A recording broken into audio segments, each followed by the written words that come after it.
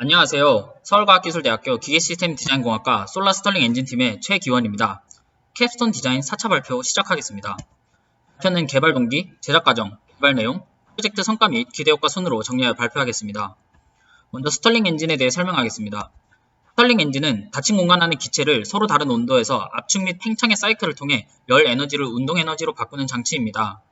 특히 스털링 엔진은 카르노 사이클을 이용하기 때문에 연력학 이론상 가장 높은 열효율을 가지며 내연기관과는 다르게 폭발 행동이 없어 엔진의 진동, 소음이 적다는 장점이 있습니다. 스털링 엔진의 구동 원리에 대해서도 간략히 설명하겠습니다. 카르노 사이클의 사행정인 가열, 팽창, 냉각, 압축의 사이클을 통해 보시는 바와 같이 PV 선도에서 출력값을 얻어낼 수 있습니다. 가열부와 냉각부의 온도 차이에 의해 가열부의 내부 유체가 팽창하여 유체가 간을 통해 냉각부로 이동하고 이 유체는 냉각부의 온도 차이에 의해 냉각되어 압축되며 다시 간을 통해 가열부로 이동하며 열 에너지를 운동 에너지로 바꿔주며 에너지를 생산합니다. 최근 사회 트렌드를 보면 서구 교괄과 환경 문제로 인해 기체 동력원 구현에 집중하고 있습니다. 특히 친환경적이며 고효율을 내는 것에 집중하여 내연기관보다는 전기차, 수소차, 스털링 엔진 등과 같은 친환경적 에너지에 집중하고 있습니다. 저희가 목표로 하는 스털링 엔진의 경우 태양열만 있으면 언제든지 구동이 가능한 저비율 고효율 엔진 구현을 목표로 합니다. 스털링 엔진의 제작 과정에 대해 설명하겠습니다. 먼저 태양열을 직강판을 통해 직강시켜 가열부에 열을 가합니다. 가열부가 충분히 가열되면 스털링 엔진의 시동성을 전달해줄 시동 모터를 구동시켜 스털링 엔진에 회전을 시켜주고 충분히 회전된 이후 기어를 탈착함으로써 동력 전달을 차단합니다.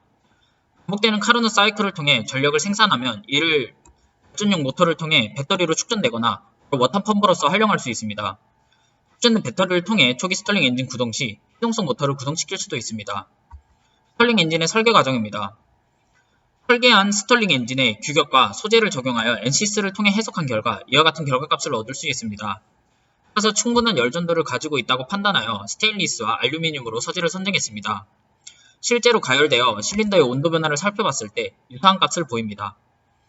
표를 보시는 바와 같이 알루미늄 간의 마찰력이 크기 때문에 피스톤의 운동 용이성을 위해 실린더 내경을 흑연으로 하여 마찰력을 최소화할 수 있는 소재인 DUVC를 사용했습니다. 다음으로 스털링 엔진에 적용되는 슈미츠 이론에 본 작품의 파라미터를 대입하여 계산되는 일률의 이론값을 측정할 수 있습니다. 해당 그래프는 이상기체의 상태에서 사이클에 따른 실린더 내부의 압력 변화 그래프입니다. 진행한 프로젝트 성과에 대해 설명하겠습니다.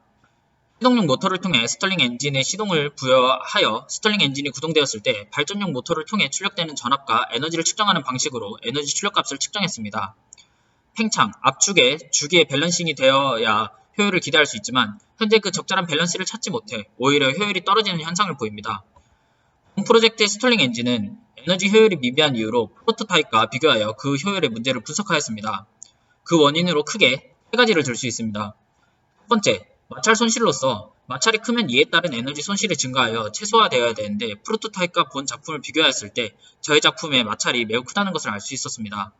두 번째, 실린더의 충분한 압력 차이로 이것은 충분한 연력 공급에 의한 내부 유체의 온도가 높아져야만 형성이 됩니다.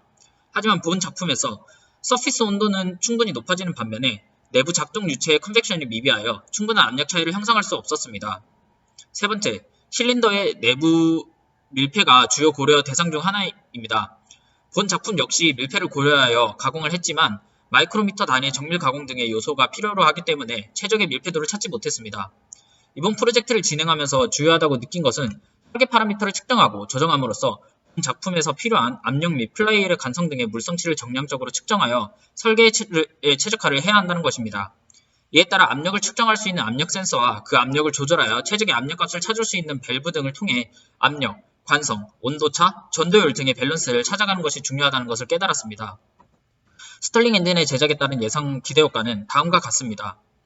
스털링 엔진의 발전된 전력을 배터리에 축전시켜 가정용, 산업용으로 쓸 수 있을 뿐만 아니라 오지, 산지, 사막과 같은 곳에서 워터펌프 등을 이용하여 물을 길러오는 등의 효과를 기대할 수 있습니다.